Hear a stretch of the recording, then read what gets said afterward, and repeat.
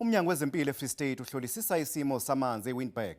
Amanzi aphuma kompompi bendawo angcolile. Izakhamuzi zikhala ngokuphathwa izisu emva kokuphuza lamanzi. Umphakathi ukhungathekile. Shola khawubona uWinburg bathwamana abasebenzi. Abantu balapha abasebenzi abakwazi ukuzithengela amanzi kanti namathuba emisebenzi ayindlala. Umasipala wendawo eMasilonyane uthi lokho kudalwa ukuthi imvula kade yagcina ukuna.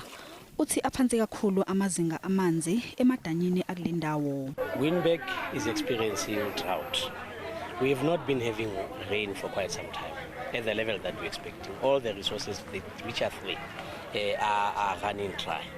So we're sucking water from the sludge, and the sludge obviously is down. Now if the sludge is down the river, you also expect algae to be there. Awekho amaloli athwala amanzi athunyelwa kule ndawo. Manje izakhamuzi ziyaphoqeka kuba ziphuze wona lamanzi angcolile. Ongoti bezemvelo yima besazowahlola kabanzi. iDA isivulela umasipala wale ndawo icala lokuhlinzeka umphakathi ngamanzi angcolile.